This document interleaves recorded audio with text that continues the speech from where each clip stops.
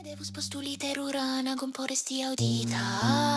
Caien vide nove, silentigas duonon della mondo. Filino, fratino, i cani ai patrino. I defendente demona in ago indeni frato. I laki alo, che nine nia pova su nuigi. Esta si magita povo kaiji. Sen fina serciado. Fantomo kun vera corpo. Movado kun vera celo. Voccio pelata de colero, tiu i vorto estas la frapo, kiu mi rigas vin, tiu mesaggio mi esperas revenigas la equilibro. Welcome back, everybody. It has been a hot minute. My name is Ramen Wukong. We've been on vacation. No, kinda not really. Oops. Wrong button. Okay, so what you're seeing here is what I've been working on. I've been gone and I really can't explain why. It's part of my job. I have an NDA agreement that I can't talk about, and I've been out of the country mostly, so that's why I haven't been posting sporadically, because I'm very curious as to see what actual privacy exists internationally. But enough about that. So yeah, that's where I've been. I've been traveling mostly for new work. That's the new source of income coming in. My parent company landed 3 new contracts that keep me excessively busy, more so than I thought it would be, which is good because we're still coming up $4,000 short from last year, which is one of the reasons why I haven't updated the accounting, because I have now been going over that with a fine-tooth comb, not just for last year, but I think the year before, because I think eBay has been screwing me over. I'm not saying it's them, but I'm saying it's them. It's more likely them. Anyway, as you can see here on the screen right now, the reason I haven't showed the website like I normally do in these videos is you are watching a build attempt for Windows on the C++17 rebase. See, Bitoreum was originally based off C++11. Because of its age, it made a lot more sense back then. I, in the future, want to get away from using boosts to make some certain calls a lot easier on the operating systems and making build flow better for Linux, including newer builds like Debian 13 and the upcoming new Ubuntu that's coming out that I forgot the number notation because I'm jet lagged as shit.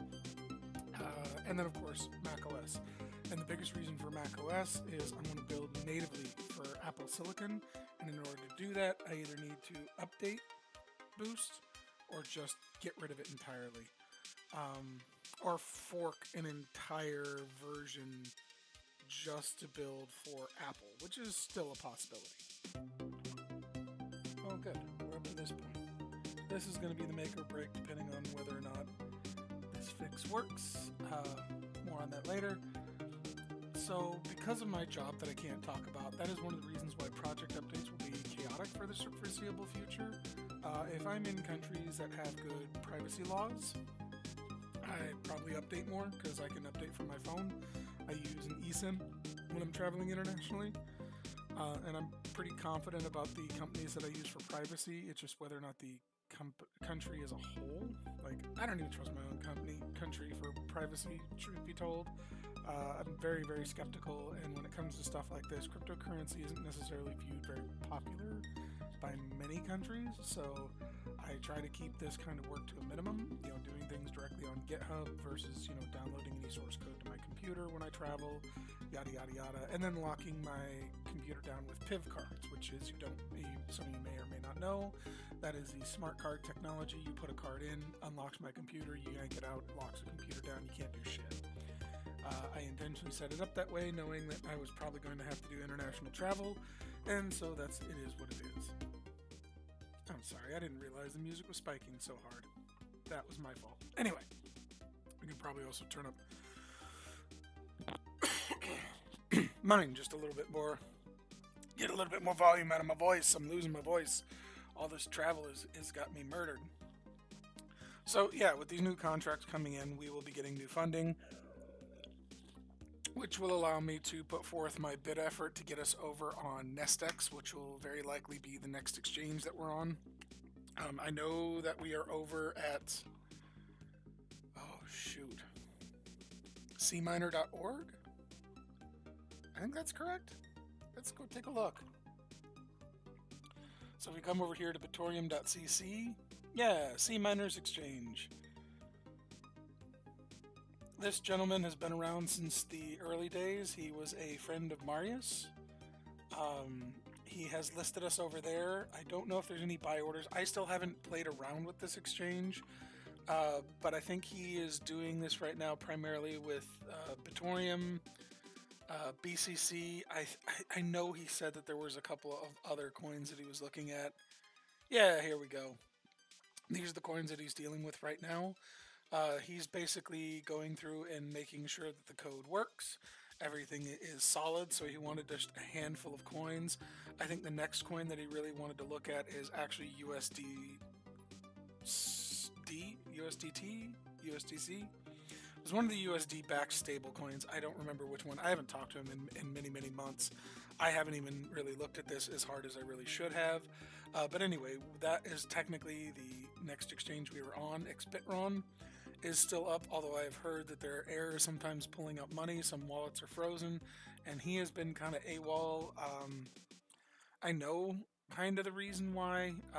I'm just going to say it's family affairs. He's been incredibly busy, and a lot of his exchange runs on automation. So sometimes when things get stuck, and I think it's just him. I don't think he has anybody working with him anymore. I think a lot of them have moved on, so it's give the man some space. Look, I get it that your money may be locked up in his exchange, and that's worrisome, but in reality, y'all shouldn't be keeping funds there anyway. But give the man some time, give him the benefit of the doubt, go over on his Discord and bug him over there. But yes, I do want this to go up. Same with our aggregators. We have lost a couple more. I think mostly because they just went offline, or I couldn't get them to update to the wallet. One of the two. So yeah.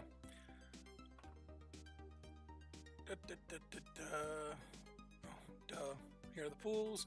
Monero Ocean has dropped us. Same with this one. They will not be joining us for God knows what reason. They never gave me a reason. Probably because Setvin was an asshole and he went over there and he completely called us a scam, blah blah blah. Went on a whole fucking tirade on it, and quite honestly, I don't know why they didn't ban him, because he's a little shit. But yeah, he's been on a meth bender for better part of 2 months and pissing me off. He's not really banned from our server. He just took himself out. I think he is banned over at Zpool though, for being a shit. But anyway, the three pools that we are up on right now, Zpool, Browser Lab, and Mining Dutch. We have a lot of people on Zpool, so it would be nice getting some people over on maybe Browser Labs. They're good people. And Mining Dutch, they don't talk to me, but if I tell them something, they respond. And I don't mean like they respond to me. I remember the last time I said, hey, you guys are running on an older wallet, because somebody on their thing had said that there was a problem, and I realized that they were running on an older wallet. I shot them a quick message on the general chat, and within half a day they fixed it, but didn't say, hey, thanks for the heads up or anything. They just went ahead and did it. So they're responsive, they just don't directly talk to me. I assume because they're incredibly busy. They got a lot of shit going on at their server. I had to mute them a while back just because, like, ping, ping, ping, ping, ping. So the fact that they're responding but not talking to me, not a big problem. Like those guys. I'll probably wind up removing Monero and Ica pool from the list.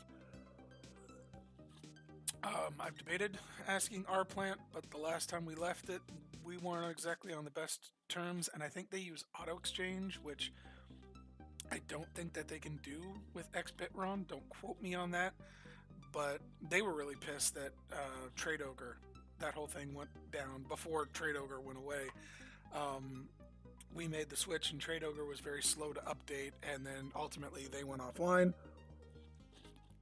But anyway, during that time, the owner of our plant got very pissed at me.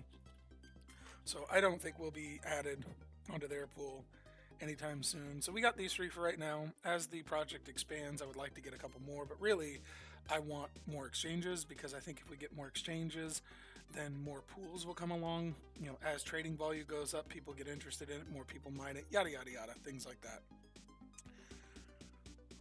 Okay. So the other thing I do want to talk about is some errors were brought up in Bake. So the release version is currently 3.2. The dev version is 3.4. There was a lot of bug testing, particularly when it came to refiring, which is basically you have a binary downloaded, you make some change locally, and you didn't want to completely pull the binary down from the internet, which is what Bake would do. Refire allows you to just rebuild from a local source.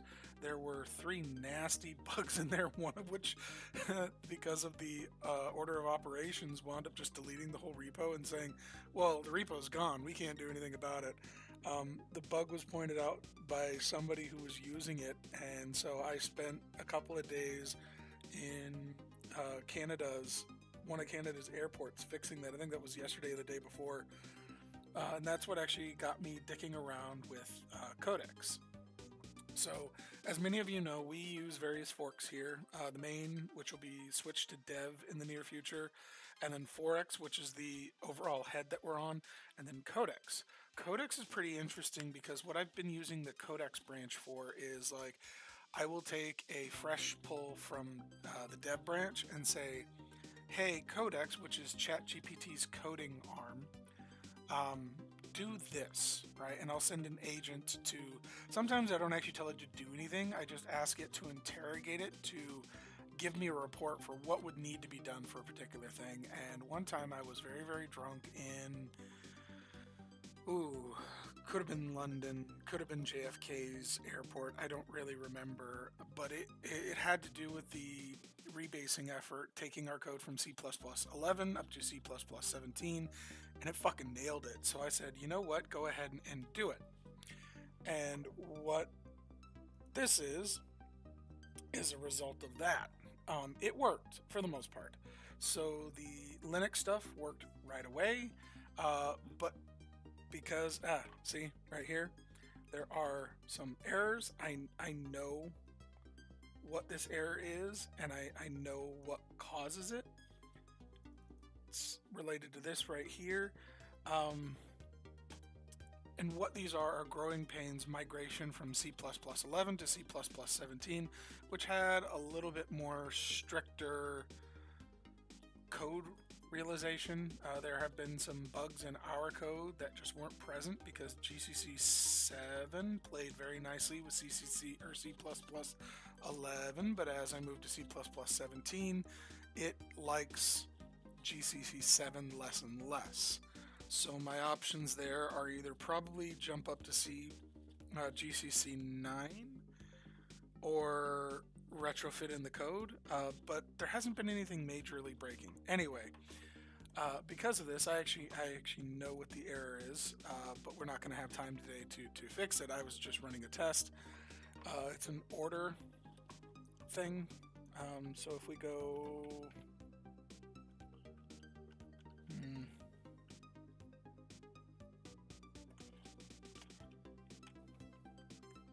It's that one.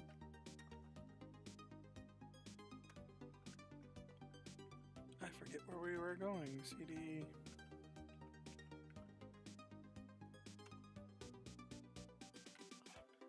Oh, I see why.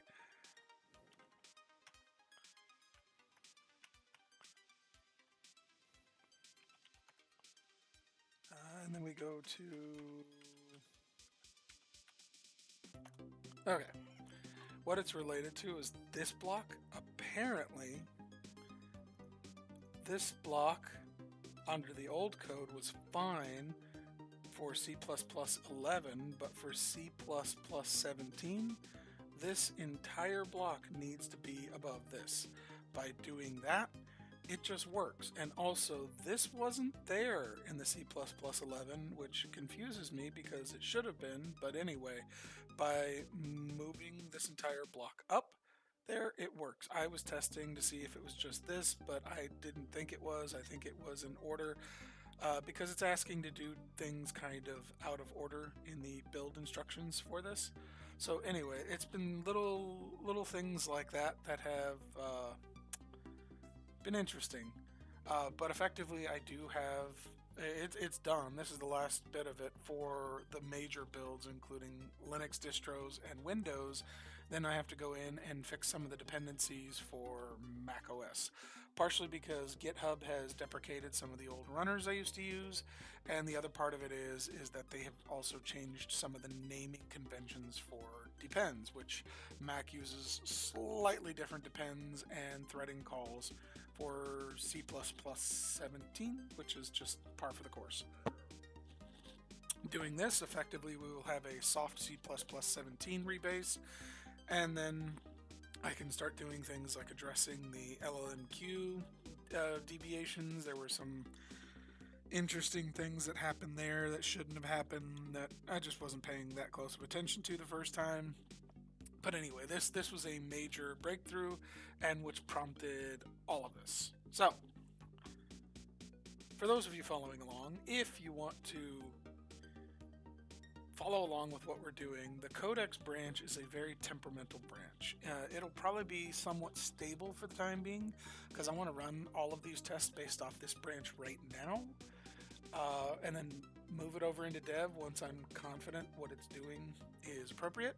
But for those of you playing along at home, you are more than welcome to follow along with this branch. Just keep in mind that a lot of this stuff was generated with AI, or at least the original basis of it was generated with AI. I had to go in and fix some of it because, that's just how AI works. It's not perfect, but it actually does give incredible insight, particularly when I'm jet lagged or half asleep or half drunk or hungover in an airport, whatever, all the standard shit. Anyway, so that's a lot of what's been going on. Obviously, as I said, Bake has been pseudo updated, but in the dev branch, that will probably be later pushed over into the release branch later today. There's still a couple of tests I want to update. The biggest one, obviously, is the kitchen lib, which is under the assets, was one of the big things to get updated in the development branch. And this is kind of a library that I developed to work fluidly with the main assets for the project. So if we go here, things like bake, child, dishy, first run, garnish, and Seuss. All of what first one really does is make sure that the lib is in the right place, and then the asset pull is working effectively. And what those do is make sure that the library is installed in the proper place, which is an opt. And so that way there is shared functionality with these applications to prevent them from getting exponentially long needlessly and rewriting a bunch of code inside of them. That's how this system was worked.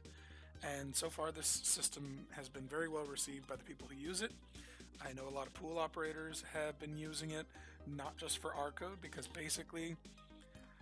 it was written for Bitoreum, it basically works with almost every Dash clone that I can think of.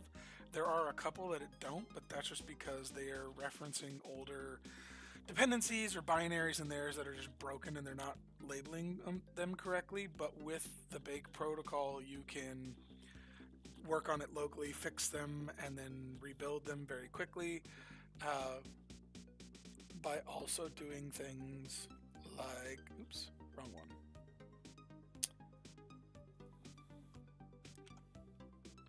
So if we go cd bake, so if we just do the simplest bake -f, do I want to do that? No. -r Bitoreum-f. Okay. This will try to refire, but the more important thing is the -f flag, which will call two particular things which allow you to target for or build for a specific target. So right now I've been targeting for Windows 64-bit, but you can do Linux 64-bit, Linux 32-bit, x86, Linux ARM 32 and 64, a specific build platform for Raspberry Pi, and for Oracle ARM Ampere, which I've done a lot in the past because realistically when we're doing smart nodes, that is generally, you're either going to be using the 64-bit up here or you're going to be using the ARM, and when you're building for ARM, you don't have to do any of the Qt stuff. So building for ARM on the Oracle Ampere is exceedingly fast because you're just ignoring all of the QT. You're not building it in the depends, and then you're not building it in the actual call when you go to build the software. Obviously, for me, I've been building for Windows 64-bit to do these tests, and then you go here, and then the other thing that I have is a limited build flag option where you can select and unselect things. So these kind of little utilities are great for the community that is like, hey, I need these. Exchanges have used this software. Pools have used this software. I know Zpool doesn't, but that's because Ondoff gives me a lot of shit. He's like, if I can't code it by hand, I ain't using it. And you know what? I got to respect that a lot.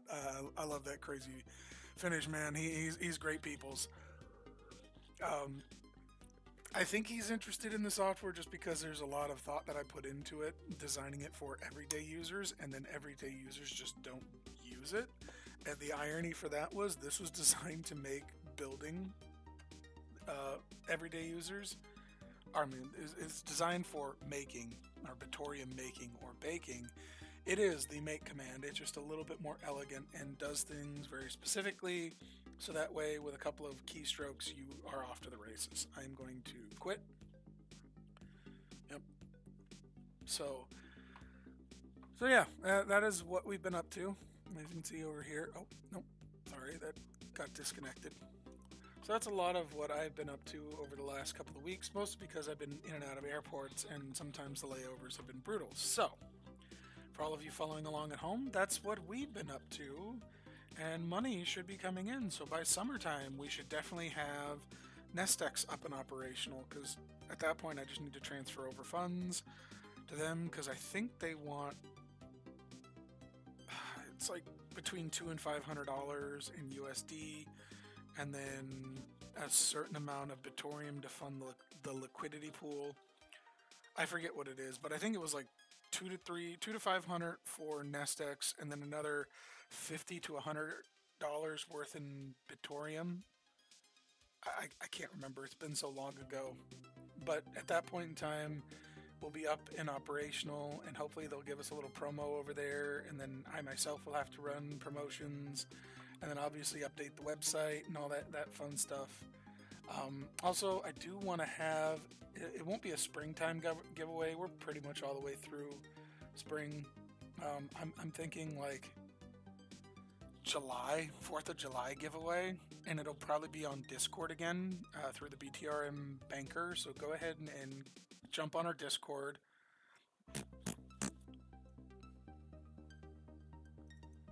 Let's see here, hide member list. You can, we got stuff over here in the banker app, right? We can make it rain to everyone who is online. Let's do 420.69 just because it's funny. Right, so that's likely how I will be giving away Bitoreum. Right, that's probably how we're going to be doing it, and I'm thinking somewhere along the terms of July 4th, July 5th probably, because 4th of July is a major holiday here, and I'm probably going to be drunk as shit. So maybe 5th of July, I'm thinking. That probably will be a better way to go instead of this one. I'm still working on this. Prices jumped up exceptionally high for this, and I'm still not. I got it working here in the office between 2 points, which was neat. But obviously, I need to scale it up and get it on an actual server out there in the internet. Also, the seed nodes, those are up, those are done. This is probably going to be pushed back to quarter 3 or quarter 4 and wrapped into this, because this will also include the C++ migration, C++17 migration, probably an LLMQ, possibly even a smart node as a whole update, and then yeah, a new Explorer. It's not that its home is planned. I'm changing the Explorer entirely. Let me look here. If we go here, this is using, shit, I got rid of its name. This is the standard one that almost everybody uses, and I can't remember the name. But the biggest problem that I have with this Explorer as a whole, I mean, it works great. It is resource intensive because obviously you have to run a whole node, which takes up space, and a special kind of node, so it basically doubles the amount of data that it uses. And then you have to use MongoDB, which doubles the resources for that. So I think right now I am pushing 8 to 11 gigs of RAM, and I think this particular one only has 15 or 16 gigs of RAM total. And then, of course, we're eating through space like you just wouldn't believe. So I wanted to drop this and design my own exchange, which has taken a lot more time than I thought it would, and with everything else going on, it is what it is. So yeah, that is what we have been up to. Me personally, that's what I've been up to, dealing with just stuff and still trying to find where that money is. And then obviously the other big thing that I really have to get on is in the transparency model. Oh wow, we're up to 46 million in the developer wallet. That'll probably be where it comes from, so I'll have to plan something. This is obviously based on the last year. None of the quarter 1 stuff is up, which it should be, and quarter 2 stuff as well should be up, and it's not. But a big part of that comes from the fact that I am still accounting like crazy, and I just haven't really done this. Plus, I haven't found a good way to archive this in a way that's meaningful to people. So this is still old data. But yeah, basically $4,000 came up missing out of the company, and I think it was just that getting back charged from eBay when I shouldn't have been, or inappropriately charging me for seller's fees, because that's what a lot of what S-Mart is currently until we can get our own store up and online and operational. Anyway, this video has gone on about 10 minutes longer than I really wanted it to, but we've been gone for a long time. Oh, that's right, I forgot. We do have letters to the grade 8. There were a couple of questions I've been asked. If you're on the server, go ahead and drop any comments in Space Monkeys. You have about 5 to 10 minutes. So yeah, the first question is, somebody asked me about Bitoreum in the wild, and I thought it was crazy because they thought the project was dead. This was Heathrow, I think. I forget what airport it was, but I'm pretty sure it was Heathrow. Anyway, they were asking me about Bitoreum expressly because they saw me looking at the website, and they said, well, you know, I thought it was dead, and then it just started popping up again, but not like crazy, because yeah, we don't really promote that hard.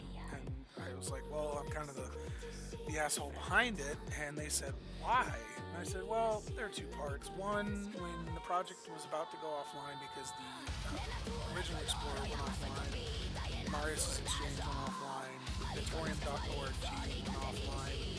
There was a brief moment where I said, you know, I feel really bad for the community, and they're just bag holding, and people really jumped on this and then got their hearts broken. And I said, you know, I'm kind of tired of these projects just getting shit on.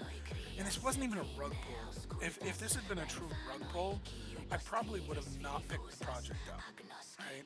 But you can go back and you can see the original developer's wallet, and all the money's there. I don't think there have been any transactions outbound since that developer wallet stopped getting funded, which means that wallet is just sitting there with no activity on it. If this project had been a rug pull, I would have probably just started from scratch, started my own thing. But it wasn't. And I felt really bad for the community, and I said, you know, I have the resources, I have the ability to save this project, should I? And the answer to that question was ultimately, shit, why not? And so that's really why I did it. Plus, it is kind of fun dicking around with the back-end development side. Bitoreum was pulled from a very, very early version of Raptorium because Marius was very irritated that he didn't get in Raptorium early enough, so he felt like he missed out. The downside was he pulled it from a very old version of their code that was buggy as shit. So like in the C++ 17 migration, I found a lot of bugs that worked with C++ 11 and the forgiving nature of GCC 7 that as I moved to newer platforms are being exposed. And that kind of work is fun. Or as a friend of mine says, it's just a Sunday, right? Just a Sunday afternoon, it'll get fixed. That's part of it. And the other part of it was to use the new Astro system for building the websites. That is the platform I used for Bitoreum.cc. Let's go back. Look at that.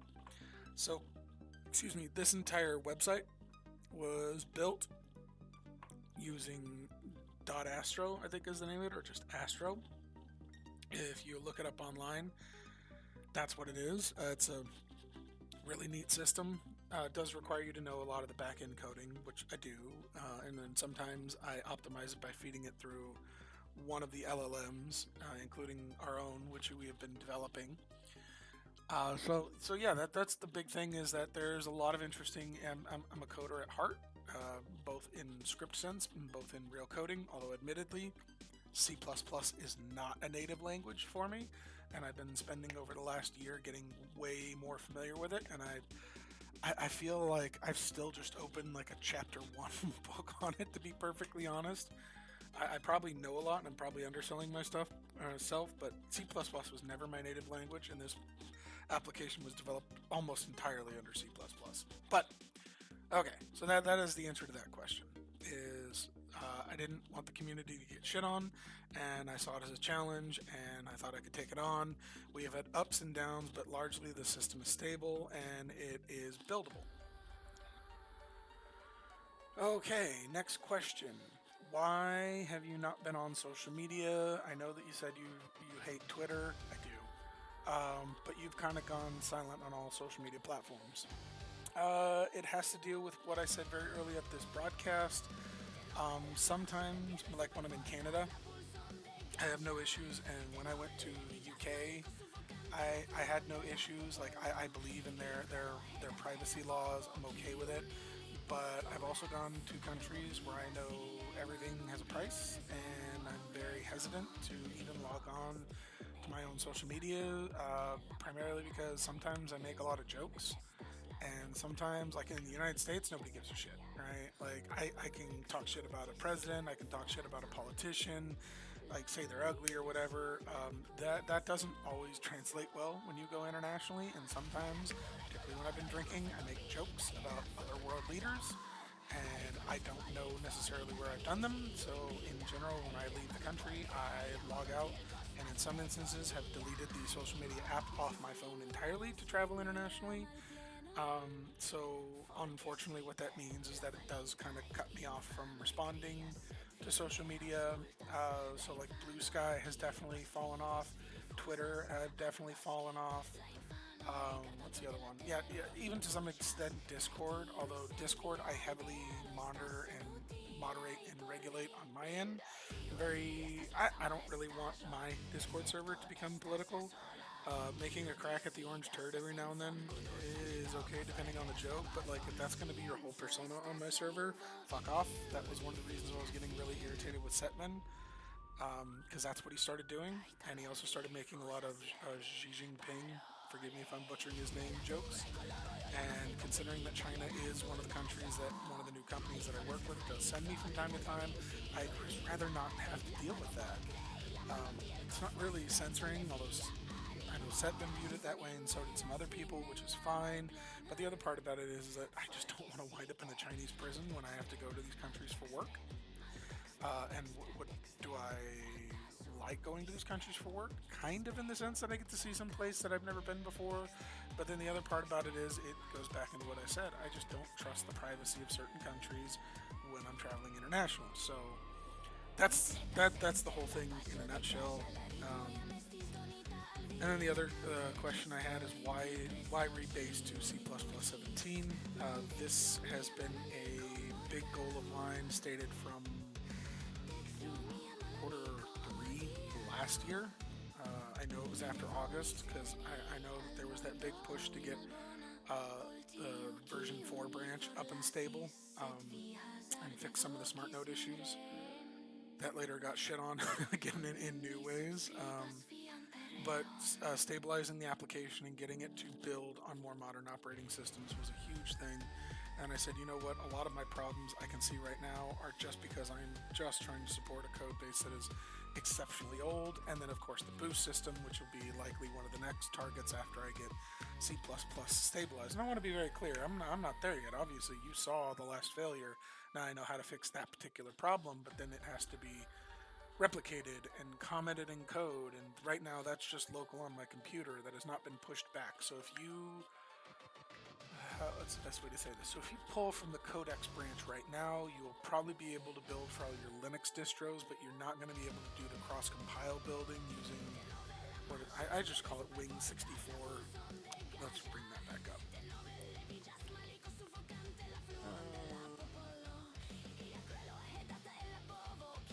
Oh, Ming W32. And I just call it Wing64.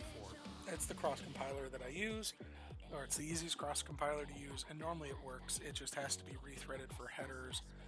The headers are being placed in the wrong order, and that's what's causing that error. I just need to move around some code. I've already tested it last night. Spent 2 hours. Well, I didn't spend 2 hours. I told the machine to go 2 hours, and then I went to bed, woke up, and it all worked perfectly. So I know it works, but it's things like that that have to be tested and well tested and well tested and well tested.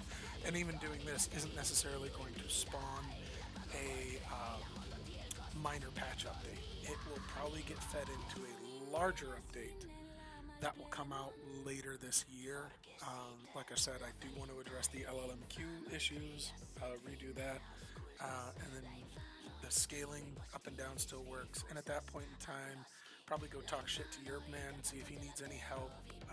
But a lot of it's going to be based on work, how often I'm doing these things. A lot of these things that I've been doing, they're day trips. So like I leave out of Portland and then I'm back in Portland within 18, 36 hours. So they're just really short trips. But a lot of times when I go over international, because a lot of times they'll put me up in a hotel.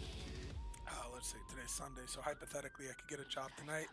I'm out on a plane at 4 o'clock in the morning on Monday and relative time, and then I probably am not going to be home until like Wednesday or Thursday. So things like that eat into my time, because once again, if I'm in a country like Canada, pretty much anywhere in the UK, I know they almost sent me to Finland not too long ago. That one fell through, unfortunately. Again, I can't really talk about what I do, but that, let's just say that contract fell through. That sucked because I really wanted to go there. I have some friends over there that I definitely would have wanted to see, and I know that they were talking about putting me up there for a week, which would have been awesome because I think I was only really required to work for 2 days. So I would have had, a couple of days to go dick around in Finland and then come home. But yeah, it's the nature of that business. Like in Finland, I would have had no problem working on this whatsoever. But again, it comes down to where they send me and how comfortable I feel working on code in a foreign nation. Because again, when I'm an American, and if I'm in a foreign nation, I have to abide by the rules of that country, and sometimes I just like to play it ultra safe. And so unfortunately that does mean I'm going to have to put this project on the sideline. Now, that said, I will put my best first efforts coming through. I do want to get the new Explorer out by the end of this year, and I do want to get the hardware wallet integration out. I know that, not Ledger, what's the one that I use? There's another popular hardware wallet that I use. It's not Ledger. It's locked away in a cabinet, and I just can't pull it out. But anyway, they have said, hey, you are a Dash clone. Basically, you're a Bitcoin/Dash clone. It'd be really, really easy as long as you go ahead and put forth the servers in, and then you can softball it into our architecture, and then we can take a look at it, and we can probably get it up in 72 hours. They've already taken a look at the code base, and this is based off of 4.1.0.0. They said, yeah, we don't see any structure in your code. They've taken a look over it and said it's great, but you're going to have to submit the legwork and put it up on the servers. And that one, I wanted one US server with one fallback, probably somewhere either in Sweden, Finland. There was a couple of them, and that was because of the priority on privatization. Not privatization, privacy, sorry. Both of those countries have great privacy laws, and they'd be very amenable to the project, and they were very okay with cryptocurrency wallets being on there. Because even though it's not a true wallet in the sense like I'm not mining, but you need the wallet to run the hardware integration. So I found a couple I found a couple companies in those countries that were very okay with the project. Unfortunately, the price shot up. I think last year when I looked at that, and I really wish I had just bought it then, even though I wasn't using it at the time.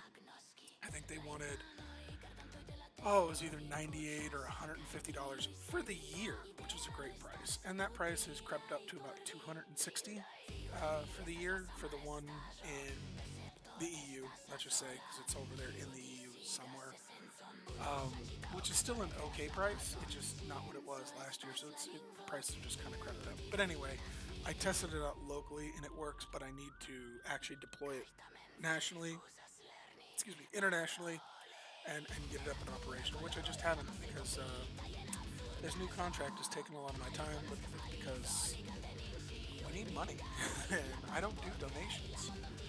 I know that there's a donate button on the site, and that was the other question I asked. Why is the donate button inactive?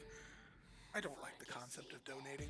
I mean, thank you to everybody who's reached out for that, and I go back and forth with this. It's like, yeah, I could open up donations, but I'm afraid of one of two things. I'm afraid of it being wildly successful, and then nothing materializing out of it, and then it just seems like I rip people off for all that money, or we underfund, right? Like, I only get like $100, and that's not really enough to do anything.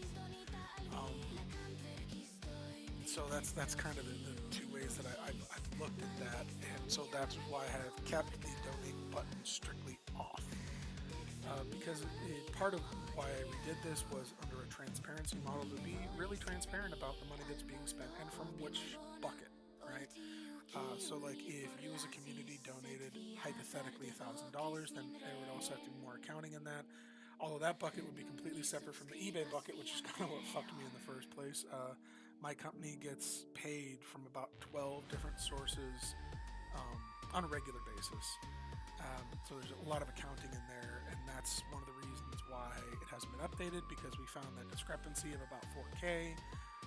It's why the company has told me to fuck off on personal projects unless I want to pay for it out of my own money, which a lot of the servers and nodes that I'm running today, that's exactly what happens. I just pay them off my personal credit card. I am the owner of the company, but I'm still beholden to they're not called boards when they're LLCs. Members, I think is what they are. Anyway, the point is, they said until this is resolved, I can't spend any more company money on things that are not required to run the business. And the whole of Bitoreum is not considered company property. They are a manager for the project, but that's about it. Okay, those were the major questions that have come up, and I liked the one that people actually knew about the project in the wild. That made my heart swell. It made me feel good feels, to actually know that people knew about the project and know that it's changed over. I like it. Alright folks, we've gone far too long. And I like to keep these about 20 minutes, but it's been a long time since we updated. Hopefully I can update again at the end of next month. It's really going to come down to time. I had time this month. I am not scheduled for another job until the end of next week, so I have a little bit more time to dick around here. Not necessarily always in the office, but at least I'm stateside again until the end of next week. As always, I love y'all. Have a good night. Love. Ascoltas la infano